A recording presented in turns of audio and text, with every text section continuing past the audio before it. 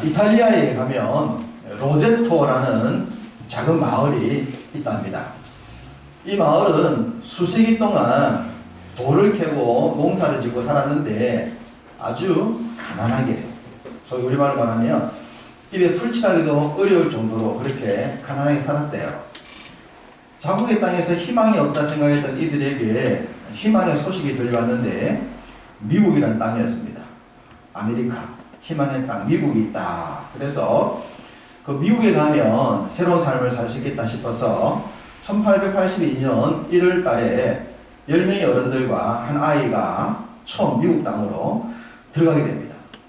그리고 그 다음 해에 15명의 로제토 사람들이 또 미국으로 건너가고 그 이후 계속해서 이 마을 사람들이 아메리카, 희망의 땅, 미국으로 넘어갑니다. 뉴욕으로부터 서쪽으로 145km 떨어진 펜실베니아 뱅고라는 지역에 채석장에 이들이 들어와서 살게 됩니다. 이들은 그 채석장에서 힘들게 노력하면서 채석장에서 자기들이 살고 있는 거주지로 가는 험악하고 언덕대기에 그 좁은 길을 다니면서 겨우겨우 생활합니다. 시간이 흐르면서 돈을 조금씩 벌면 이 뱅고라는 지역하고 자기들이 살고 있는 지역의 언덕배기 주변에 땅을 조금씩 사서 거기에 자기들의 집을 짓기 시작했대요. 2층으로 함석을 얹은 2층 판잣집을 따다다다다다 지으면서 자신들의 삶의 터전을 만들어 갑니다.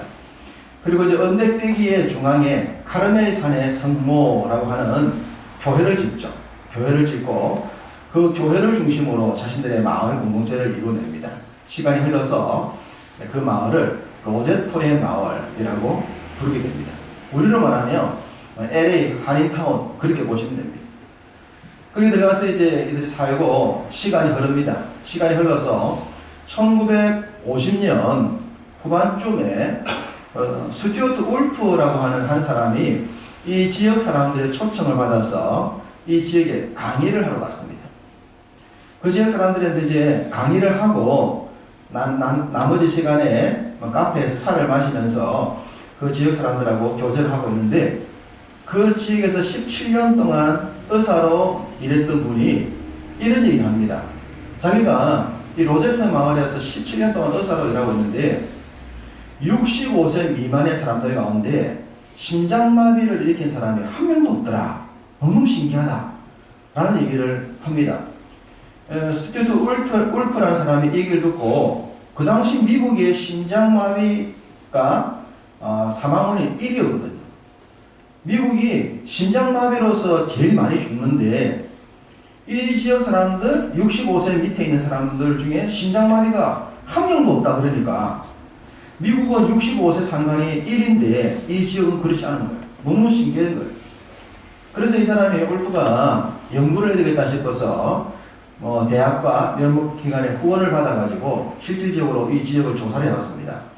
조사를 해봤더니 55세 미만의 사람들 중에는 심장마비를 죽은 사람이 한 명도 없었고 심장질환을 일으키는 사람도 없었던 거예요. 그리고 65세 이상의 사람들을 조사하니까 미국 사람들이 가지는 심장질환의 절반도 되지 않았어요. 너무 신기한 거예요. 왜 그럴까? 이 로제토 사람들이 왜 미국 땅에 살고 있으면서도 미국 사람들과 다르게 심장질환에 걸리지 아니하고 건강하게 살 수 있을까? 이유가 뭐지? 이 사람들의 어떤 식습관에 문제가 있나? 아니면 특별한 운동을 하나? 비법이 있나? 이런 여러 가지를 생각하고 조사를 해봤는데 그런 데서 원인이 나오지 않았어요. 울프가 이들이 이렇게 건강하게 살게 된 이유를 발견한 것은 아주 단순하게 다른 게 있었습니다. 그것은 이들이 함께 모여 사는 공동체에 있었습니다. 이들은 3대 이상을 이루면서 대가족 제도 가운데 살고 있었고 그리고 어른들을 굉장히 공경했고 젊은 사람들은 어른들을 공경했고 어른들이 대접받는 그런 사회를 만들었습니다. 이웃들과는 가족처럼 서로 오픈된 사회를 만들어서 주변 사람들이 다 하나의 가족 같은 그런 삶을 살고 있었습니다. 고은은 말하기를 이런 것을 일종의 확장된 가족 집단이다.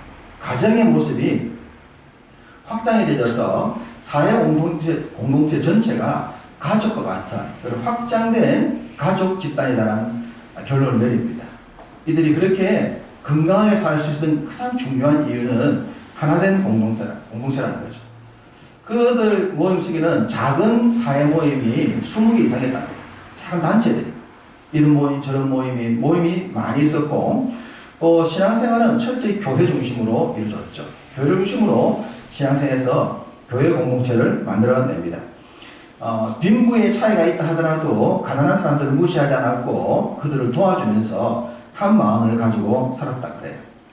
이들은 이탈리아에서 살고 있었을 때의 그 모습을 미국 땅에 가져와서도 미국이라는 데는 변화된 사회 속에 살면서 그대로 유지했던 그 모습 때문에 이들이 미국 사람들과 다르게 아주 건강한 삶을 살게 되었다라고 하는 것을 이 울프가 조사를 해냅니다. 요즘 우리가 살아가는 현대의 모습들을 한번 생각을 해보게 됩니다.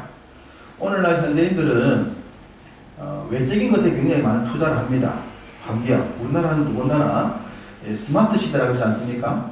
모든 것들을 스마트화 시킵니다. 집에 있는 모든 기능들도 스마트 기능을 넣게 되고요. 차량에서도 집에 있는 모든 것들을 컨트롤할 수 있을 정도로 핸드폰만 가지고 있으면 모든 것들을 다 내 마음대로 할 수 있는 그런 시대에, 편리한 시대에 살고 있습니다.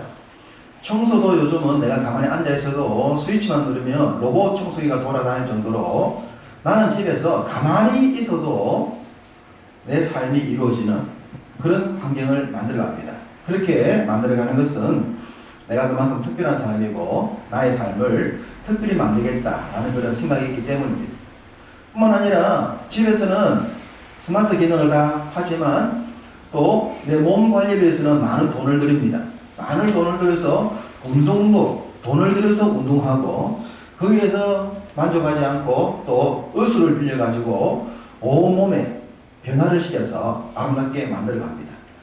요즘 우리나라 사람들 보면 잘생긴 사람들 많잖아요. 젊은 사람들 잘생긴 사람 많아요. 어쩐 이렇게 다들 쌍꺼풀도 있고 코도 높고 이쁜지 부모님이 처음부터 다 쌍꺼풀을 만들어줬는지 모르겠지만 오늘날 너무 이뻐요. 이렇게 오늘날 우리 사회는 외적인 것에 굉장히 많은 투자를 합니다. 그렇다면 그에 걸맞게끔 우리의 삶의 질이나 인간관계가 그만큼 고급지고 수준이 높아졌냐라고 하는 겁니다. 그럼 어떻습니까? 우리 사회가 어떻다고 생각합니까? 그리고 이번 주간에 어느 아파트 입구에서 1시간 동안이나 그 차단기 내려주지 않는다고 관리인한테 욕한 50대 아주머니 영상 보셨습니까? 안 보셨어요? 야, 꺼져! 꺼져! 1시간이나 욕을 하나. 엘리베이터에서 눈이 마주한 이유한 때문에 노인을 때린 뉴스 보셨습니까? 가정에 들어간 복지사가 할머니를 구타한 사건 보셨습니까?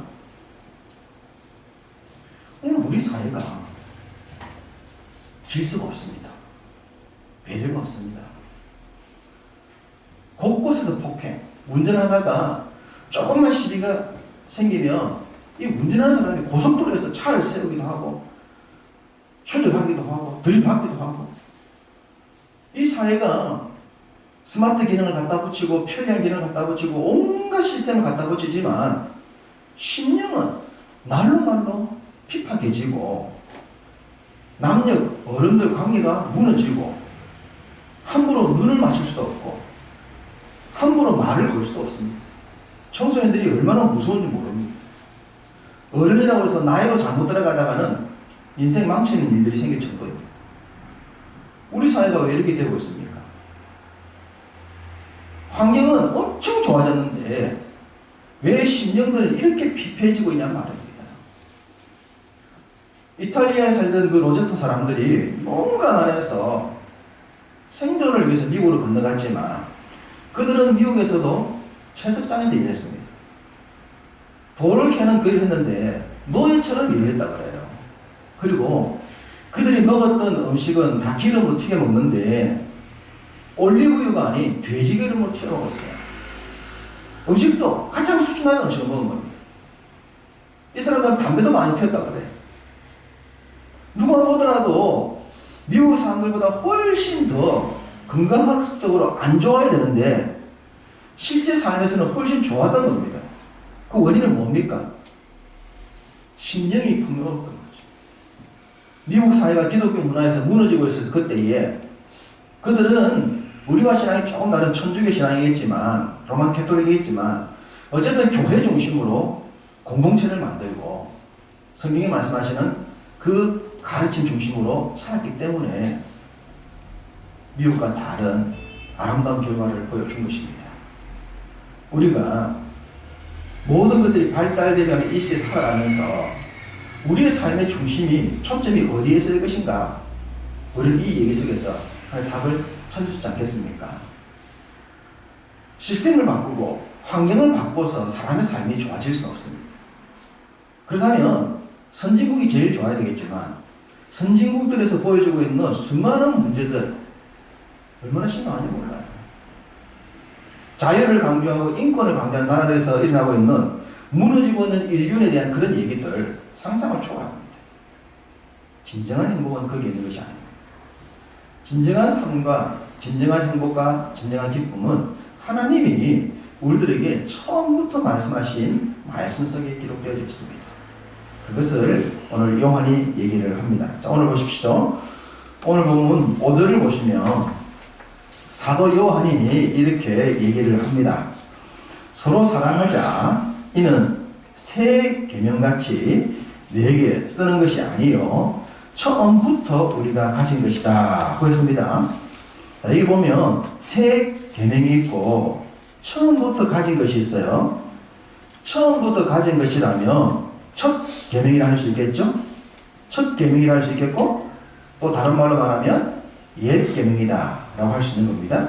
새 계명이 있으니 당연히 옛 계명이 있는 거예요. 서로 사랑하자. 이것이 새 계명이에요? 첫 계명, 옛 계명이에요? 서로 사랑하자. 이는 새 계명같이 쓰는 것이 아니라 처음부터 우리가 가진 것이다 했으니까 처음, 옛 계명, 첫 계명인 겁니다. 그렇죠? 서로 사랑하는 것은 새롭게 주신 것이 아니라 처음부터 주신 계명이다 이 말씀인 거예요. 우리 예수님도 사랑에 대해서 하신 말씀이 계십니다. 요한복음을 한번 보겠습니다. 요한복음 13장입니다. 신약성경 171쪽입니다. 앞으로 좀 넘어가서 요한복음 13장 신약성경 171쪽에 있습니다. 요한복음 13장 34절 35절입니다. 요한복음 13장 34절 35절 새 계명을 너희에게 주노니 서로 사랑하라. 내가 너희를 사랑한 것 같이 너희도 서로 사랑하라. 너희가 서로 사랑하면 이로써 모든 사람이 너희가 내 제자인 줄 알리라. 우리 예수님이 서로 사랑하라. 요한의 말인데 서로 사랑하라 했어요.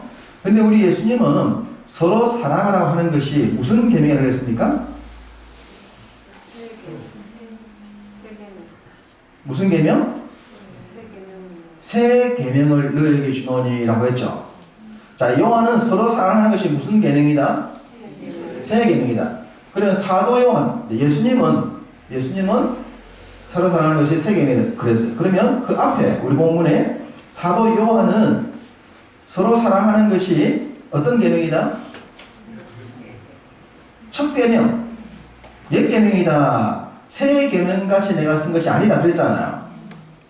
그러면 요한은 이것은 첫 계명이다, 옛 계명이다 그렇게 말했고 우리 예수님은 서로 사랑하는 것이 새 계명이다 라고 얘기를 하신 거예요. 차이가 있습니까? 차이가 있죠? 누구 말이 맞을까요? 요한이 옛 계명과 새 계명에 대해서 한 번 더 얘기를 했습니다. 자, 요한 2서를 우리가 보고 있는데 요한 1서를 보겠습니다. 요한 1서. 우리가 지금 본문으로 치니까 요한 2서 바로 앞에 요한 1서. 요한 1서 2장 7절 8절입니다. 요한 1서 2장 7절 8절 보시면 이렇습니다. 사랑하는 자들아, 내가 새 계명을 너희에게 쓰는 것이 아니라 너희가 처음부터 가진 옛 계명이니 이 옛 계명은 너희가 들은 바 말씀 이거니와 다시 내가 너희에게 새 계명을 쓰노니 그에게와 너희에게도 참된 것이라. 이는 어둠이 지나가고 참빛이 벌써 비치니라 라고 말하면서 지금 요한이 요한 1세에서 말하고 이 내용이 무슨 내용이냐 그러면 뒤로 9절 10절 넘어가면 사랑에 관한 내용이라는 거예요. 형제 사랑. 사랑이 지금 여기서 말하는 내용도 사랑에 대한 내용인 겁니다. 그러면 요한 2서 전에 요한 1서에서 방금 말씀드린 7절 8절에서 요한이 새 계명을 얘기하고 있어요. 옛 계명을 얘기하고 있어요. 자, 사랑하는 자들아, 내가 새 계명을 너희에게 쓰는 것이 아니라. 그럼 무슨 계명 말하는 거예요? 옛 계명. 자, 내가 처음부터 가진, 맞잖아요. 요한 1서에서 말하던 처음에 준 게 옛 계명, 첫 계명이었죠? 처음부터 가진 옛 계명이니 이 계명은 너희가 들은 바 말씀 이거니와 다시 내가 너희에게 새 계명을 쓰노니. 무슨 계명을 쓰고 있다고요? 그러면 요한이 지금 옛 계명을 쓴단 말이에요? 새 계명을 쓴단 말이에요? 예?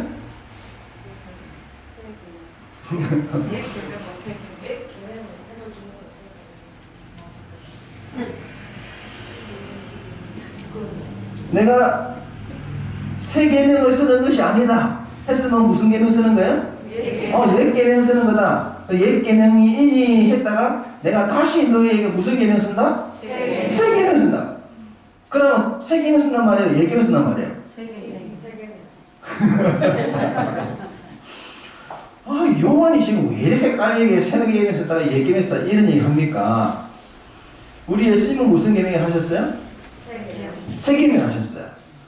요한이 옛 계명 그랬다, 새 계명 그랬다가 옛 계명 그랬다가 새 계명 이렇게 말하고 있는데 이것이 혼동되는 것처럼 보이지만 지금 요한이 사랑에 대해서 말하고 있는 것이나 우리 예수님이 사랑에서 말하고 있는 이 내용을 볼 때 서로 사랑하는 것은 옛 계명에서 말하는 내용이나 새 계명에서 말하는 것이나 서로 사랑하는 것은 같다는 얘기입니까? 다르다는 얘기입니까?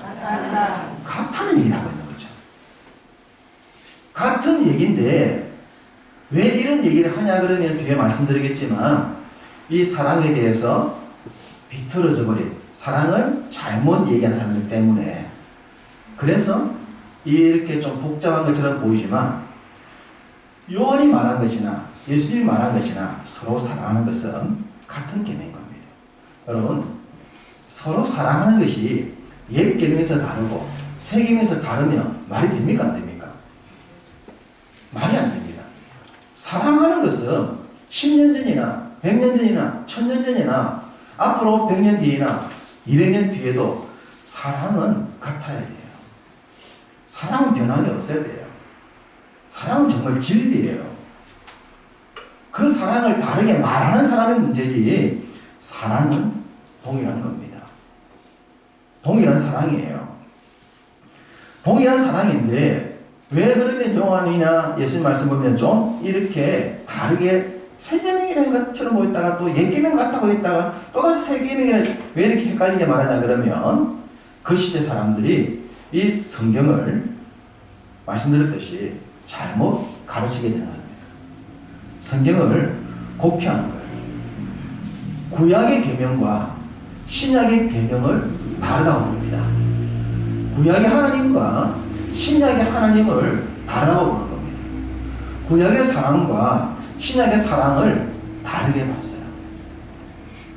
누가 그랬을까요? 누가 다르게 봤을까요? 이 사람들이 율법학자들, 그 시대 바리새인들, 그 시대 장로들이었습니다. 그 시대 사람들이 유대인들만 특별하다고 생각했어요. 자신들만. 우리만 특별하고 비유대인들은 이방인이다. 우리만 사랑받았다. 그러니까 계명에서 말하는 사랑은 우리 것이지 너희들 것이 아니다. 우리는 사랑받는 존재지만 너희들은 사랑받을 수 있는 존재가 아니다. 라는 식으로 성경을 왜곡시키고 곡해했던 겁니다.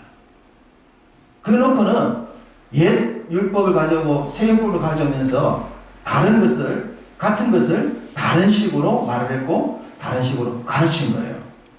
그러다 보니 똑같은 성경을 가지고 있으면서 삶의 현장에서 나타나는 사랑이 다르게 표현되었고 사람을 대하는 모습이 다르게 나타났던 겁니다.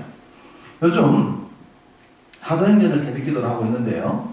그 새벽기도에 보면 복음이 유대인들에게만 왔다고 생각하는 성향들이 남아있음을 보게 됩니다.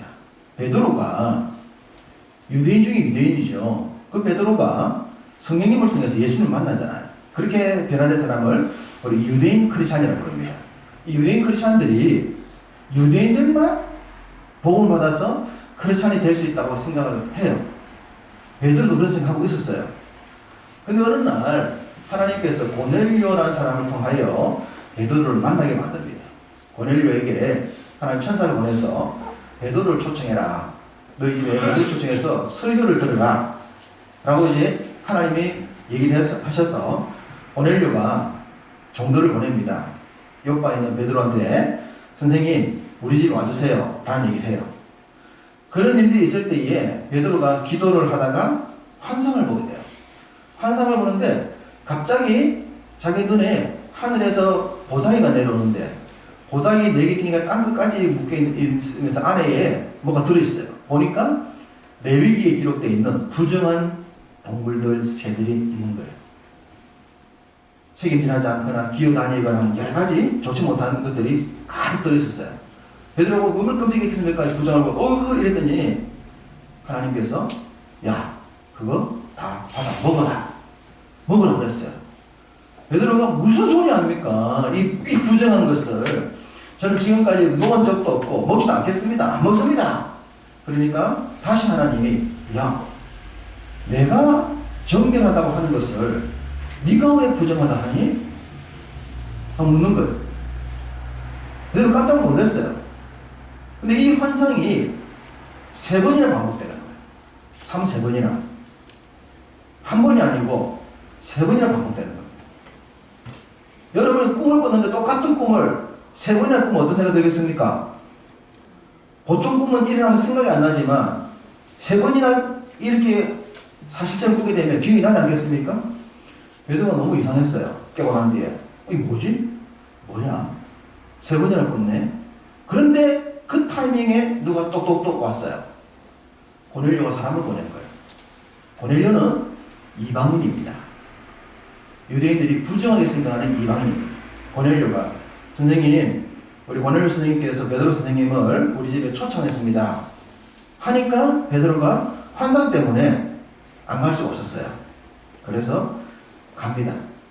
고넬료 집에 가서 그 고넬료에게 이렇게 말을 합니다. 자, 사도행전 10장을 보겠습니다.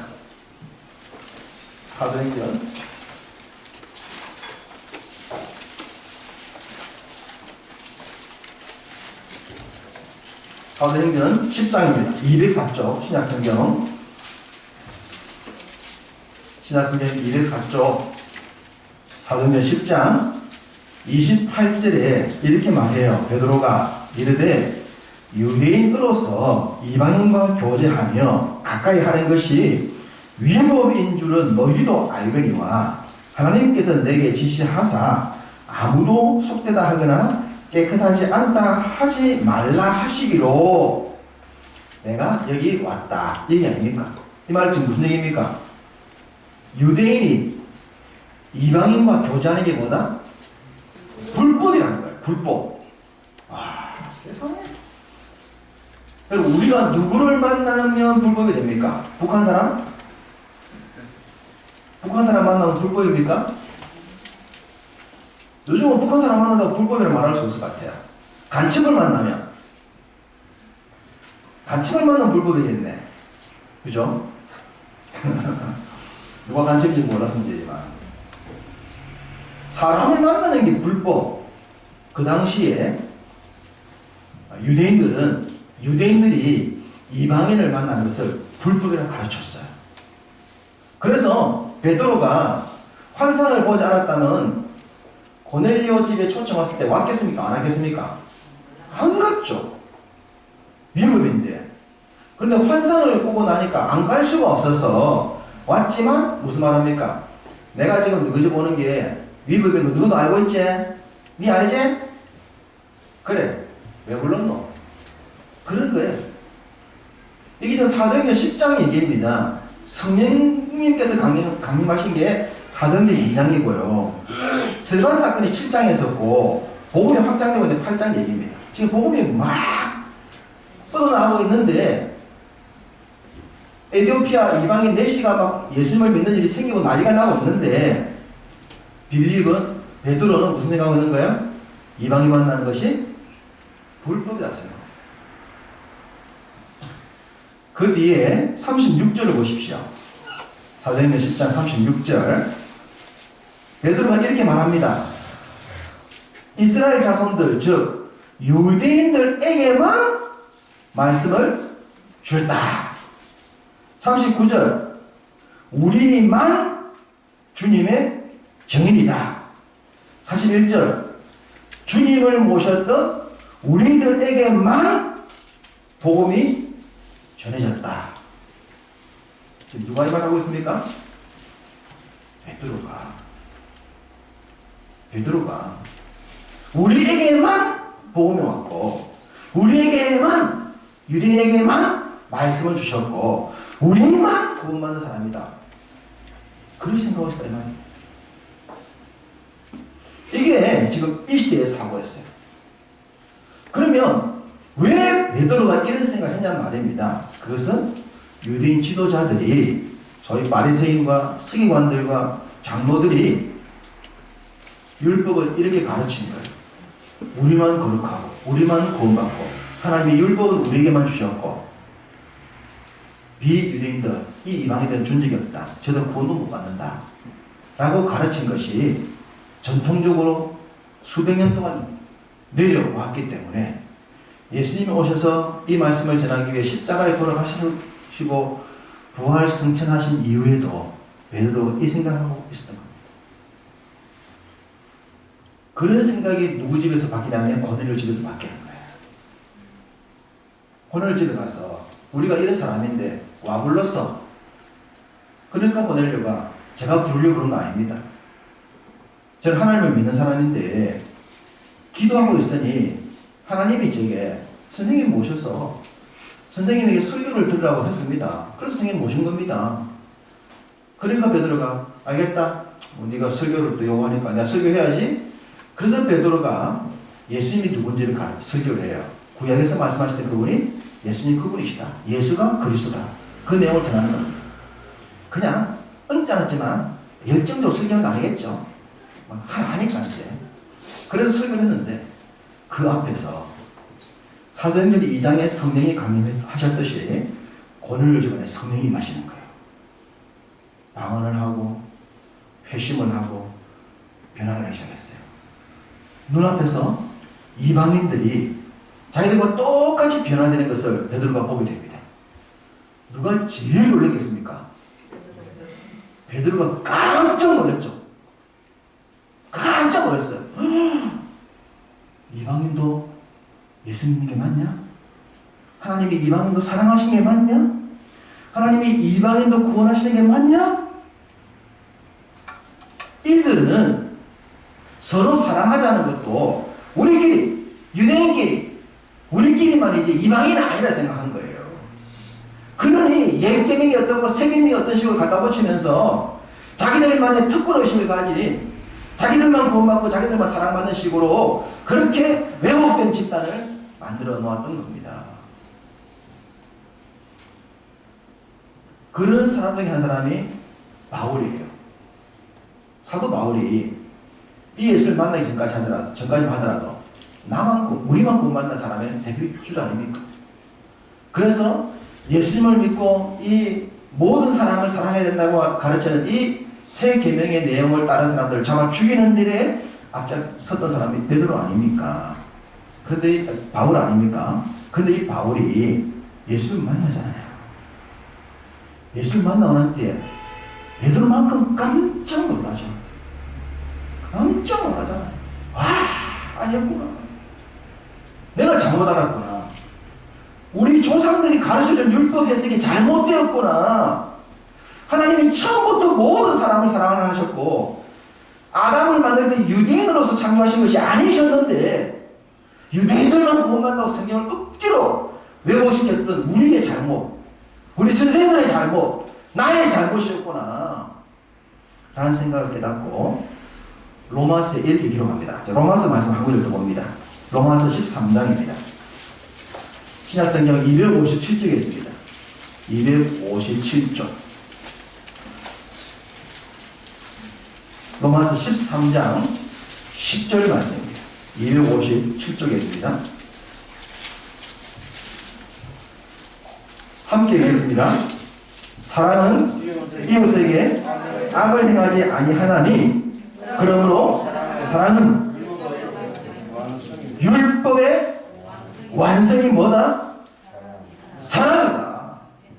율법의 완성이 사랑인 거예요. 이 말은 율법의 시작도 사랑이었고 율법의 마지막도 사랑이었고 율법의 모든 내용이 뭐다? 사랑이다. 서로 사랑하는 것이다. 그리스도의 사랑으로 사랑하는 것이다. 이것은 유대인이든 비유대인이든 하나님이 세상을 창조하신 그 창조 순간부터 이 세상이 종말하는 그 모든 순간까지 그리스도의 사랑으로 하나님의 사랑으로 사랑하는 것이다. 사랑이 성경의 완성이다. 이걸 바울이 하는 거예요. 이걸 몰랐을 때는 우리만 구원받는데 저놈들이 예수를 갖다가 엉뚱하게 믿어? 해서 죽이려고 그랬다가 그가 예수를 만나고 난 뒤에 이 말씀을 깨닫고 난 뒤에 내 인생이 잘못됐구나. 내 삶이 잘못됐구나. 그래서 그 바울이 내 인생의 잘못된 삶을 보상하기 위해 이 사랑의 복음을 전하는데 인생을 걸지 않습니까? 목숨이 끊어지는 그 시간까지 이것 전하다 살고 베드로도 순교당하는 순간까지 이 복음 전하다가 죽잖아요. 성경은 처음부터 첫 계명부터 세 계명까지 모든 계명에서 사랑을 이야기하고 있습니다. 하나님이 세상을 만드셔서 우리에게 준 것도 사랑이고 그분이 우리를 위해 대속의 십자가에서 죽으신 것도 사랑이고 그분이 믿음으로 말미암아 우리가 천국에 들어갈 수 있게 해주는 것도 사랑인 겁니다. 조건 보지 아니하시고 믿음 하나로 우리를 사랑하셔서 그 엄청난 은혜를 주신 거예요. 우리가 그 사랑을 받고 있는 사람들이에요. 그래 우리가 얼마나 복됩니까? 이렇게 복된 존재들인데 조건과 환경에 치우쳐서 사람들 편견을 가지고 살아서는 안 되는 겁니다. 우리가 그런 사랑받은 사람들입니다. 우리도 그런 사랑을 해야 되는 거예요. 우리가 할 건 다름없어요. 서로 사랑하는 거예요. 조건을 따지지 말고 이유를 붙이지 말고 사랑해야 되는 거예요.